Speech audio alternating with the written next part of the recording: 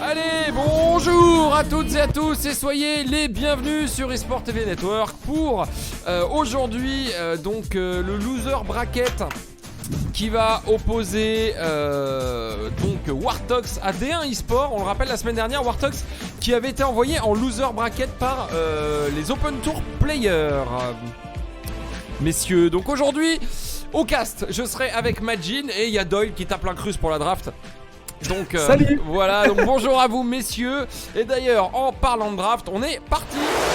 Les joueurs sont déjà dessus. Et oui.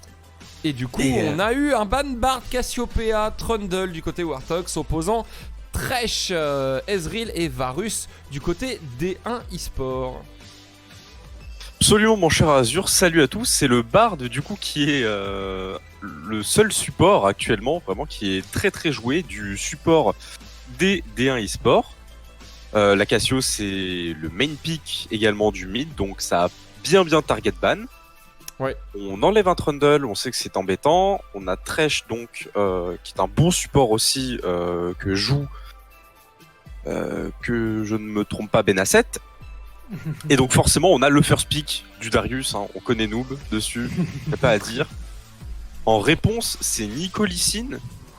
Je sais pas si c'est véritablement une Nico ou si c'est un bug de la Pro Draft. En tout cas on n'a pas d'informations dessus, donc je partirai sur le fait que c'est une Nico qui est valide.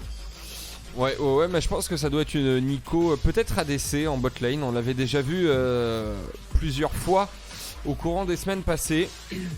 Donc ça semblerait pas déconnant. Le Tryndamere pour contrer Darius, ça peut être pas mal au niveau de l'ultime. Après, bon, on disposera de 6 secondes pour achever la guillotine. Mais bon, à voir ce que ça donnera après en termes de lane. En tous les cas, pré-niveau 6, le Darius a quand même un sacré avantage sur le Tryndamere. Donc c'est ça. Voilà, avec le passif, le grab, la régène, etc. Après, ça reste un Tryndamere sur quelques coups de chance, quelques coups critiques qui passeraient par-ci par-là. On peut toujours s'en sortir, bien sûr. C'est un peu le perso RNG du jeu, Tryndamere, c'est vrai, avec son passif. Et du coup, du côté des D1 eSport, on a banni Nautilus et Azir. Et on a banni Yasuo et Sylas du côté Wartox, mais le Sylas ne s'affiche pas. Un petit bug de la Pro Draft, once again. C'est le direct. Merci Doyle. Voilà, muet. Alors, du coup, on continue. Donc, deuxième phase de draft avec une Karma qui a été pick du côté D1 eSport. Donc, à voir ce qui va être pick. Après, on a des carries. Si tant est que cette Nico n'est pas jouer bot lane. En tout cas, on aura une bot lane Miss Fortune Senna du côté Wartox. Donc, ça va poke quand même de manière assez énervée. C'est vrai, Senna c'est un bon pick quand il n'y a pas véritablement de giga hard engage. Et au final, cet hard engage a été banni par les D1 eSport avec donc ce Nautilus qui est neutralisé, potentiellement un Varus aussi ADC si jamais il devait être joué, ainsi que Thresh. Et donc on a le last pick Syndra mid pour les Wartox. Qu'est-ce qu'on va répondre du côté des D1 eSport? Est-ce que du coup on partirait sur du mid? Et on va partir sur une Irelia, donc c'est bien Nico Bot finalement qu'on va avoir du côté Wartox. Ça avec une Karma, quoique. Garen, quand même pas. Et j'y crois pas trop à ce Garen. Irelia a beaucoup plus de sens. Elle a beaucoup plus de sens, elle met beaucoup plus de dégâts également. Elle a beaucoup plus de possibilités. De toute façon, dans la game, c'est très playmaker. Elle va pouvoir tuer la Syndra en 1v1 si jamais elle arrive à outplay. Hein. Et au final, on a quand même une composition vraiment atypique de la part des D1 eSport contre une compo relativement classique connaissant les Wartox. Ouais, les Wartox n'ont pas pris de risque. Hein. On sait qu'ils ont déjà perdu en winner bracket finalement. Donc là, peut-être qu'ils veulent rester sur leur base, rester sur des choses qu'ils connaissent. Et c'est tout du moins l'impression que donne la draft qui nous est montrée ici. Après, c'est vrai que voilà, on n'a pas Maro sur son Azir par exemple, étant donné qu'il a été banni en deuxième phase de draft. D'ailleurs, je suis surpris qu'il n'ait pas été sécure éventuellement ce Azir. Mais enfin bon, après on l'a déjà vu sur Syndra et on sait que sur Syndra ça marche très très bien également. Absolument, Syndra c'est un très gros pic aussi pour lui. Et je pense qu'on voulait pas sécuriser le Azir dans le sens où on risquait de se faire vraiment counter de l'autre côté, surtout qu'on prévoyait probablement déjà dans la draft de jouer Senna. Et quand on voit que c'est une Irelia, je me dis, Azir il aurait bien galéré en early. Probablement que Syndra du coup dans ce sens est meilleur, c'est un meilleur laner en early. Évidemment le scaling est bien moins fort que sur Azir. Ça reste cependant correct. Ça reste cependant correct effectivement. Et après, on a quand même hein, du côté Wartox une Sejuani aussi qui permettra de target lock facilement la Nico, même de stopper la Irelia éventuellement. Absolument, Sejuani ça va être vraiment très fort. Je pense aussi qu'il va jouer un petit peu topside parce que c'est là qu'il y a un mêlée, c'est là que le passif va proc encore plus rapidement. Ça va être avec le Darius, ils vont beaucoup jouer à deux je pense, notamment après sur le split push où Sejuani devrait rester derrière le Darius pour le soutenir, pour le Ghost. Et je crois mon cher Azur que l'on est parti dans la phase de draft du coup, cette fois-ci sur le client. Ouais, les joueurs là ils vont pick hein, du coup pendant ce temps-là nous on vous laisse la draft qui est là hein, vu qu'elle est faite mais donc du coup d'ici 3 minutes 30 à peu près on rentrera donc en game. On le rappelle hein, le dernier ban des Wartox hein, c'est pas, ils ont pas banni rien ils ont banni un Sylas hein. Donc, ouais, Sylas qui est je crois l'un des persos les plus joués du top laner. Ou attends. Qu'est-ce que ça va être, des swaps? Ou alors c'est une Nico top? Si je ne m'abuse, c'est bien. Bah non, c'est une Nico. Je sais pas si j'ai le droit de dire son pseudo. Tu dis 143. Voilà, 143. Non, 143, c'est le top laner. Ouais, je crois que c'est lui le top laner. Je crois que Tobio est l'ADC, Drolex en support, Damandrei en jungle et Je suis Noix en mid lane. Donc, vraiment... donc ça signifierait qu'on aurait Nico top. Non, c'est un troll. Je pense que c'est un swap. Non, je peux pas y croire. C'est forcément un swap. Ça peut pas être un Trindabot. Non, mais un Trindabot, il va se faire ouvrir en deux avec la compo Wartox. Très clairement, il va se faire full poke et Senna va se faire juste un pur plaisir. Après, je comprends Karma Tryndamere dans le sens où Karma va juste en late game poser des shields pour speed up ce Tryndamere, pour le pile à fond. Mais est-ce qu'on a le temps d'y arriver à ce moment-là? Non, voilà, c'est swap. Donc la draft est bien bonne. Soyons sérieux. 2 minutes. Ça suffit, ne faisons pas trop les oufs s'il vous plaît. Mais voilà, donc du coup là vous avez la draft définitive de cette game. On le rappelle, un BO1, donc pas le droit à l'erreur aussi bien pour une équipe que pour l'autre. On peut pas se permettre de perdre hein, du côté Wartox, sinon on est sorti du tournoi, de même pour D1 eSport. Ce serait la tuile. Qu'est-ce que tu as dit, Doyle? Ce serait la tuile pour Wartox si on perd ici. Bah hier ils se sont un peu fait peur quand même en open tour sur la seconde game. Contre tueur, oui. Donc sûr qu'il a quand même réussi à proposer dans cet open tour d'ailleurs un très gros niveau de jeu. Ouais. On a eu beaucoup de surprises sur l'open tour quand même hein, en termes de résultats global.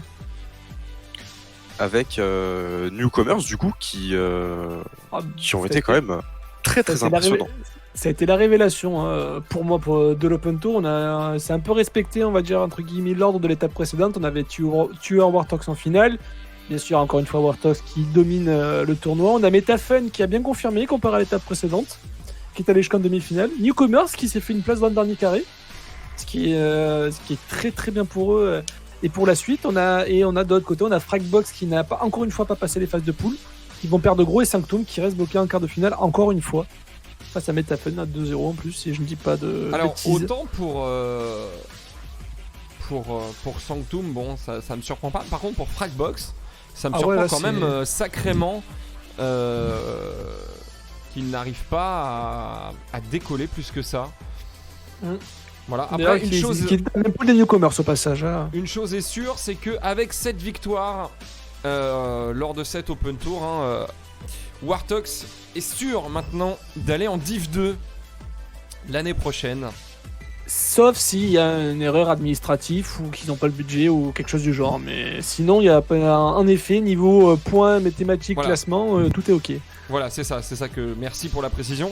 Mais voilà, en termes de qualification pure, on va dire, Wartox a donc la Div 2 qui s'ouvre à lui. Donc ça montre quand même un certain niveau, puisque je crois qu'actuellement ils sont à 3000 ou 4000 points. 4 victoires, 4000 points, ouais. 4000 points Wartox pour l'Open Tour. Donc voilà, du très très gros niveau. Si jamais vous n'avez pas vu les games, on vous encourage à aller les voir.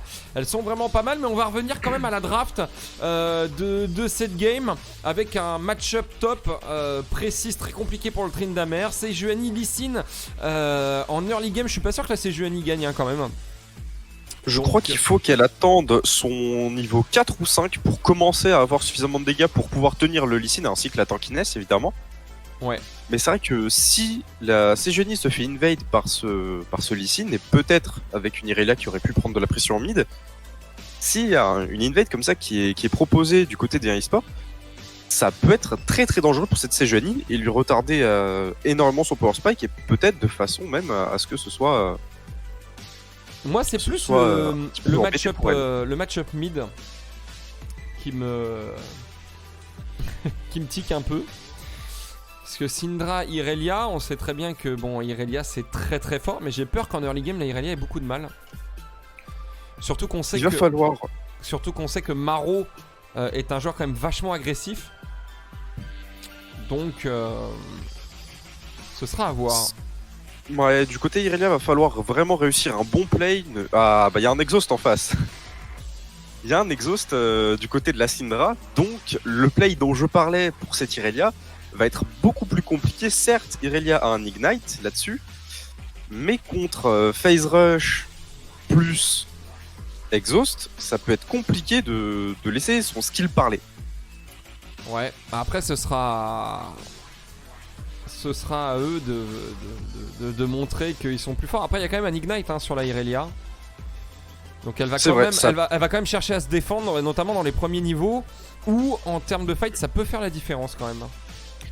Clairement, ça peut compenser justement les dégâts qui seront absents de la part à cause de cet exhaust.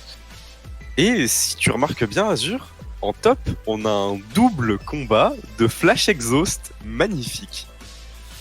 Au top, flash fantôme, tu veux dire? Oui, j'ai du flash exhaust, my bad. Oui, j'allais dire les deux qui veulent se fatiguer. Flash ghost.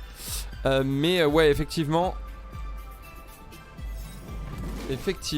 on va avoir un truc assez violent au niveau du top. Dans tous les cas, nous sommes partis, Imagine, dans cette game, première game donc, première et seule game de cette soirée Ligue PCS qui opposera donc Wartox eSport à D1 eSport.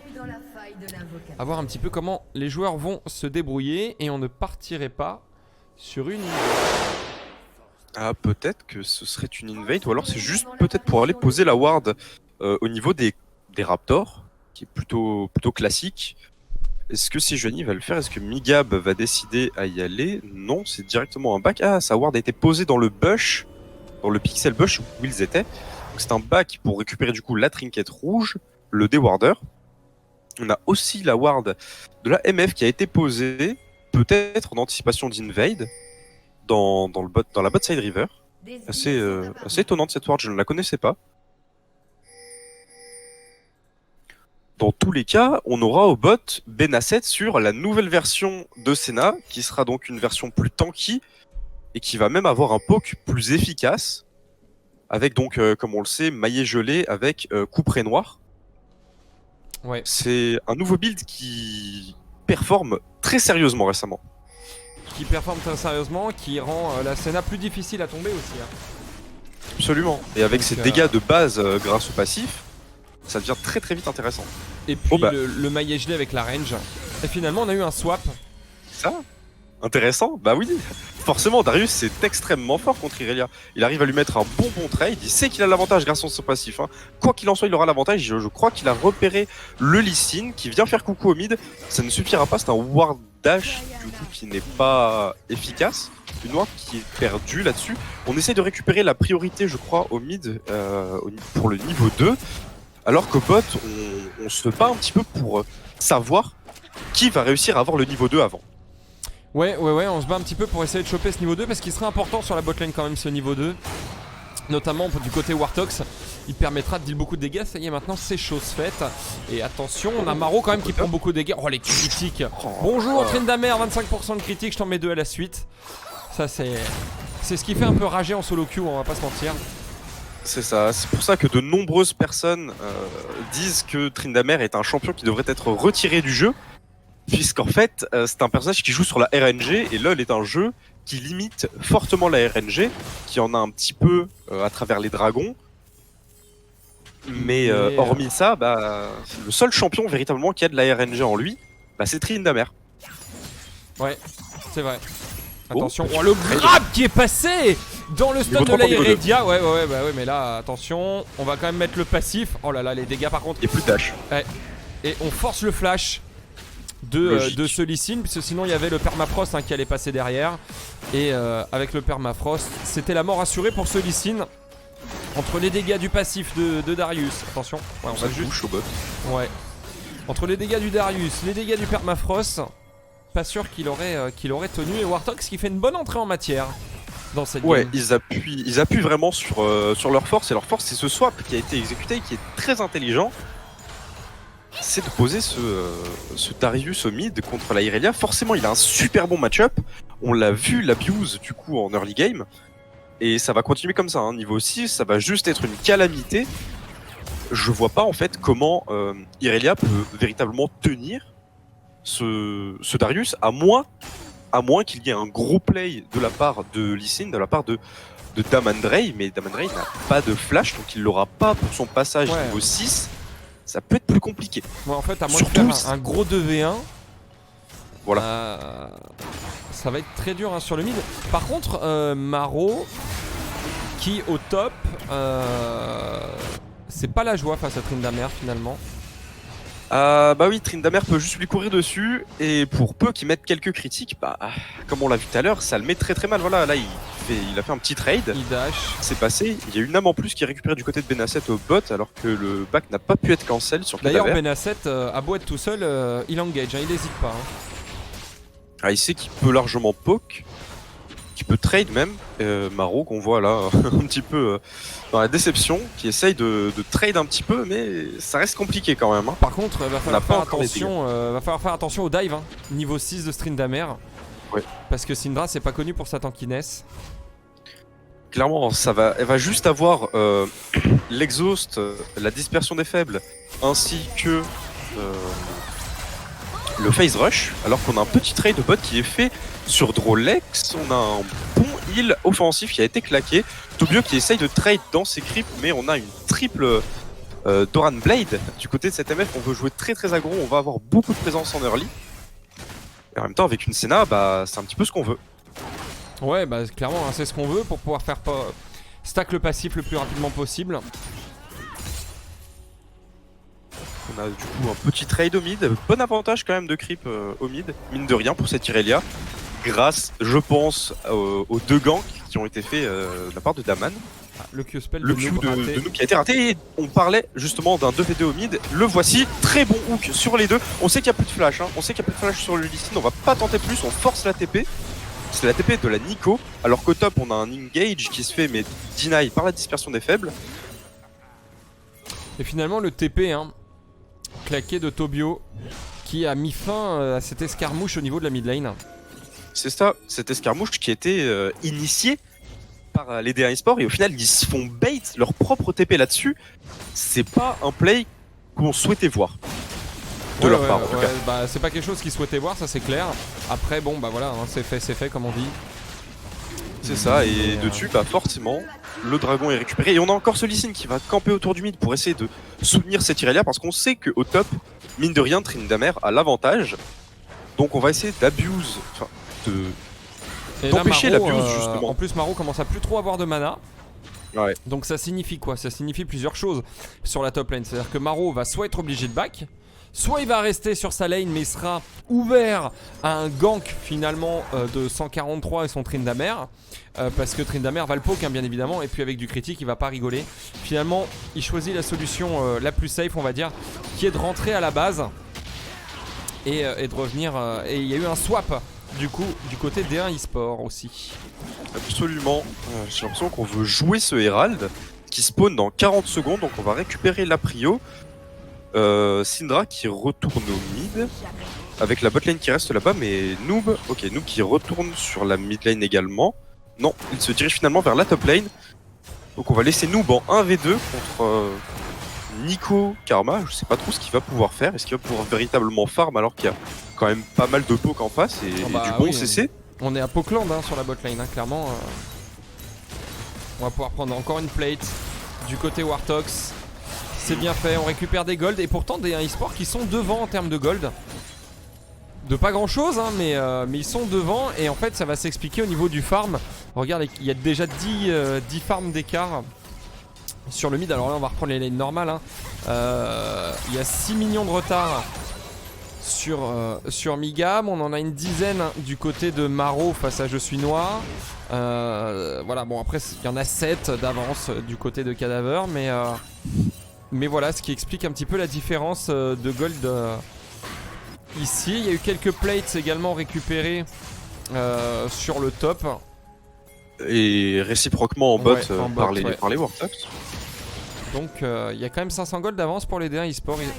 Attention, Cadaver. Cadaver. Oh très bien le dodge avec le flash qui a été obligé d'être utilisé. Peut-être une escarmouche ou un petit teamfight qui s'initierait sur la mid lane. En tous les On cas. veut jouer ce carab des deux côtés. Hein. Ouais. Ah On mais c'est du 4v5. C'est du 4v5 pour les Wartox, ils peuvent pas. Hein. Ouais, et puis Engage au mid. et Noob n'a pas de TP. Ça pourrait être risqué, faudrait pas trop tenter non plus.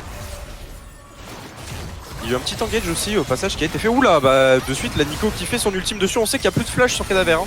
Cadaver Et qui le claque first son blood. exhaust, Cadaver qui va tomber. Alors que le first blood a été pris un tout petit peu avant par les Wartox sur cette Irelia qui venait de claquer son flash, je crois, offensivement sur Maro juste avant. Ouais. En tout cas, on va voir hein, ici. Je suis Noix qui se fait avoir par la prison de glace et le first blood qui est récupéré. Et une mort juste derrière. Et pendant ce temps-là, on utilise un Herald du côté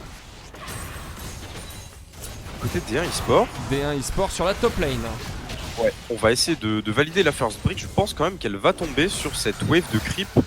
Très logiquement, ça tombe et ça fait déjà beaucoup d'avance. Oui. Par contre, Bullet time Cadaver ne qui a changera mis rien. d'énormes dégâts avec son barrage de plomb.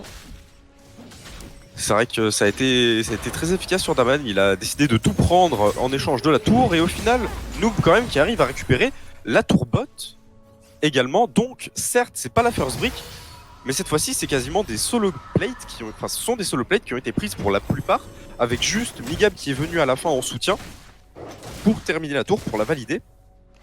Et donc, si on regarde un petit peu au gold, on a quand même 800 gold d'avance pour ce Darius face à Tryndamere. Ouais, et on sait qu'un Darius feed, notamment sur Noob, c'est un Darius qui fera du café. Après Tryndamere, ça reste le champion de l'imprévisible. Hein, c'est ça, c'est un peu le problème du champion, c'est que s'il critique, il peut très bien gagner un teamfight à lui tout seul. Et avec son ultime qui le rend invincible pendant 6 secondes au niveau 16. Et je crois que c'est 4 secondes dans les premiers niveaux. Ça fait 4, 5, 6 de mémoire. Ah, c'est 5 secondes actuellement au niveau 1, son ultime. 5 secondes, voilà. Et du coup, c'est vrai que ce Tryndamere, s'il arrive à aller dans la backlane, étant donné qu'il n'y a pas de réel tank à part cette Sejuani, parce que là on voit clairement que Darius part dégâts, hein, il va pas partir tank. Absolument. Si Cadaver et Benasset se font catch par ce Tryndamere, ça va être une catastrophe pour les Wartox après derrière. Et oui, et on n'a pas beaucoup de moyens. En vrai, on peut le ralentir un petit peu ce Darius. Mais tu peux pas lui tant mettre, que ça, au final. tu- Et on a un fight qui se prépare au mid avec Migab qui arrive à catch peut-être Drey. Damandrei et c'est un peu cancel. Migab qui veut forcer, Migab qui remet encore une fois son Z. Ouais. Le Q-Spell mantra. Poke et au final on va s'arrêter là. Alors que Noob continue son travail en top lane, hein. Il va pas arrêter de push. Attention, il va par pas tarder à contre, récupérer. il y a eu le R de la Irelia suivi de la prison de glace qui ne touchera pas à rien du tout. On a Drolek qui se fait catch par le permafrost, mais on n'arrivera pas à le tuer. Par contre, Maro qui récupère le kill sur Je suis noix. Et les Warthogs ici qui débloquent enfin un teamfight, un réel teamfight, si on peut dire.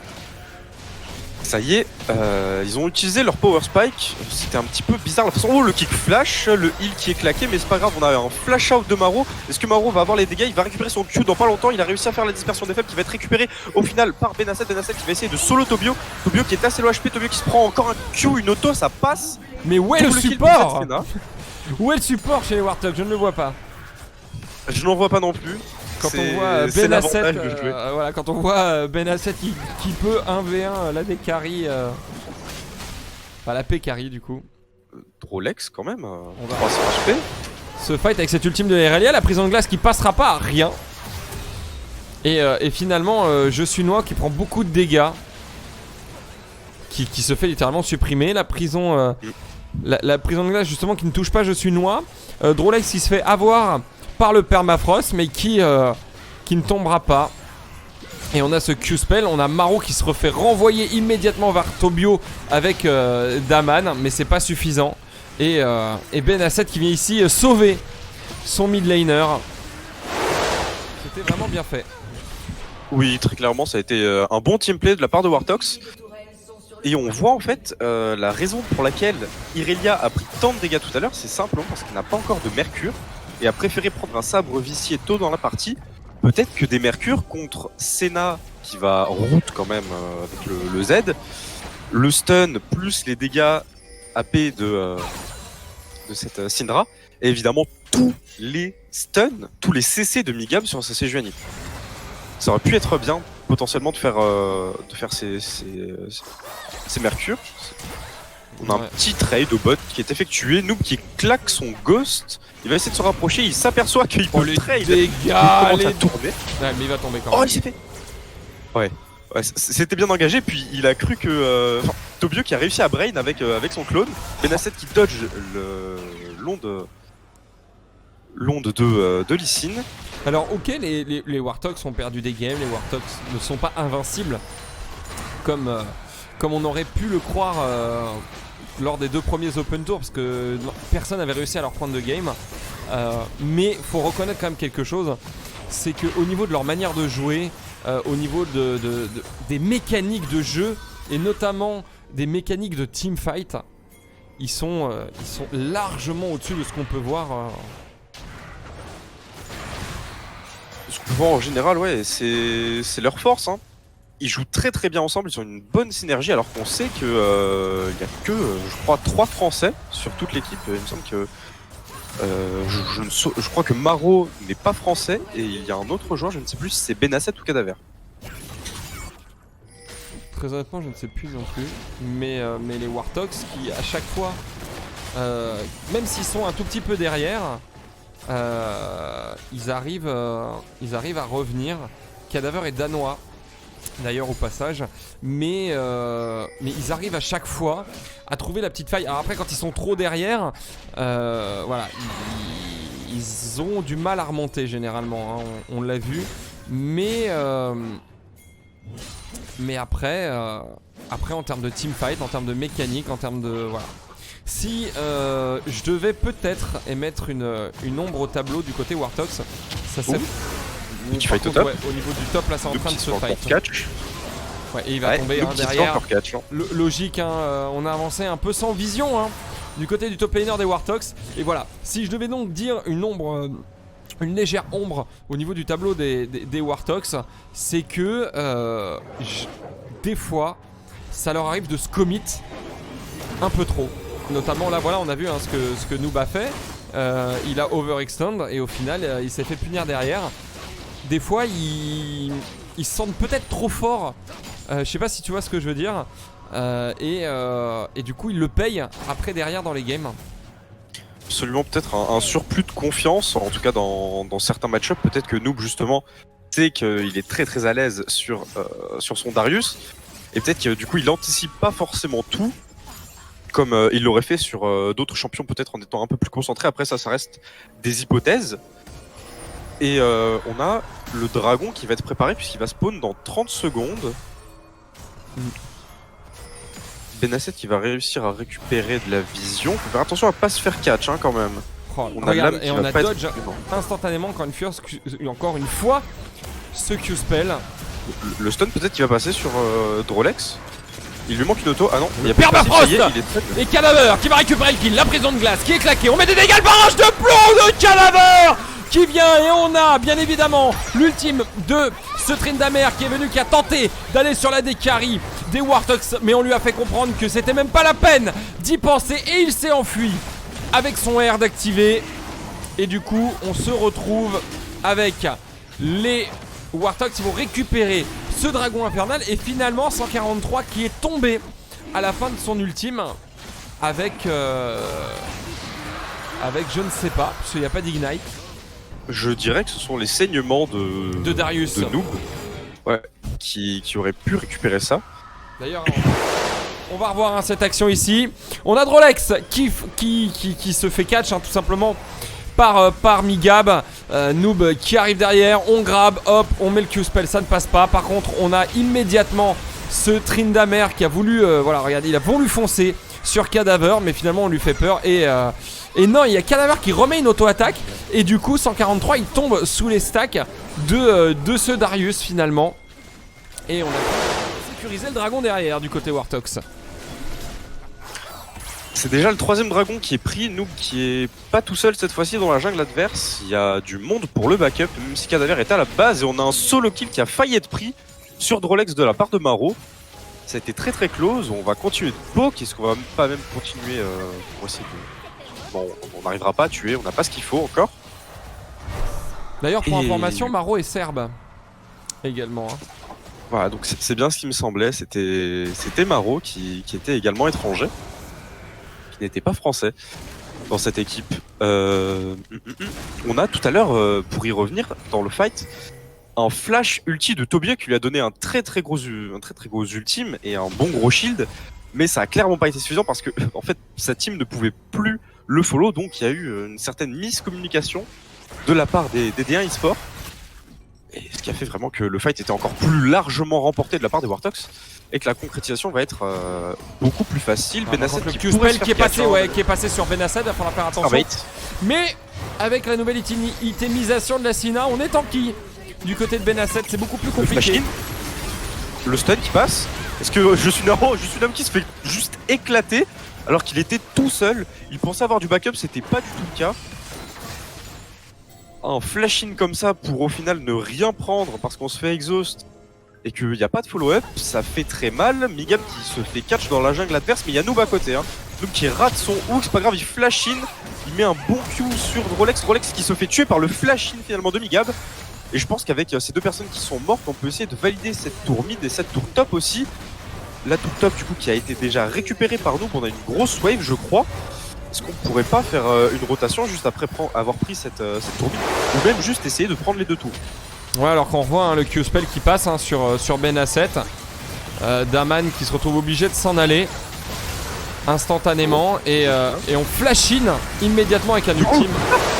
Noob qui survit. Et il continue, Tobio qui va se faire dépop par l'ultime de Syndra. Ah bah l'erreur d'avoir joué ce Tryndamere, c'est qu'il n'a pas de TP et que quand on le voit bot et qu'on est 5 topside du côté Warthogs, on essaiera forcément de prendre un fight. Et est-ce qu'on va faire comme une SKT en saison 9 et finir la game sans avoir pris un seul baron Nashor? Je suis quand même pas sûr, c'est assez low HP. L'exhaust qui va passer sur 143 qui est dans la mêlée. Il arrive finalement à tuer Migab, mais il va tomber je pense avant de tuer Noob. Voilà, ça ne passera pas. Noob qui va le tuer avec son passif. On va fuir après avoir pris, je crois, une T4, c'est ça, un inhibiteur mid, une T4 et une T3 top qui est très low HP. Ouais. On va revoir ce qui s'est passé au niveau du top avec Noob qui se fait catch, Noob qui survit avec l'ultime de cette Sina. On met un double ultime du côté de Noob, et Noob qui ne tombe pas. C'est quand même assez violent ce qu'ont mis les Warthogs au niveau de la mid lane, au niveau de la top lane lors de ce fight. Ça a été très très bien géré. Il savait exactement ce qu'il faisait. Nous, on pensait qu'il était en overextend, mais pas du tout. Il y avait toute sa team qui était là derrière lui pour le sauver. Et on a Daman qui essaierait quelque chose contre nous. Bon, 1v1, bon, ça ne passera pas. Très clairement, Lee Sin en 2-2-2 ne peut rien faire contre un Darius qui a déjà sa trinité, un Sterak et en plus de sa Detabi Ninja. C'est vrai que c'est une compo quasiment en full AD en face, avec uniquement cette Nico et Karma pour faire un petit peu de dégâts magiques. Et on sait que Nico c'est pas le meilleur DPS non plus en magique. Nico qui est toute seule. Ouais. Elle a son flash, est-ce qu'elle va se faire trouver par Noob? Noob qui est à côté, Noob qui va se faire route. C'est pas grave, il y a eu le dash-in de Daman. Daman va... Non. Ouais, par contre la prison de glace qui va passer en bas sur Tobia. Tobia qui se fait catch mais qui va peut-être réussir à s'enfuir. Mais il a un noob qui est en train de le chase. Je n'aurais jamais cru dire cette phrase un jour. Et je suis Noix qui se fait stun juste derrière. On essaye de mettre beaucoup de dégâts. On claque l'ultime ici mais on va tomber quand même. Et c'est la mort que Tobio a dû voir arriver. Et oui, Caché dans ce bush.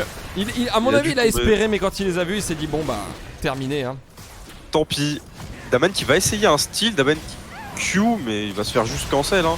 Si Migab est en train de contenir Daman, ça veut dire que dans tous les cas, il n'y aura pas besoin de smite. Et vu qu'il n'y a personne pour contester, on essaye un petit snipe de la part de Benasset. Ça ne passe pas sur cette Karma. Le dodge du Q, c'était probablement pas voulu parce qu'on n'avait pas la vision. On a la main. Attention, attention, Benasset qui va tomber.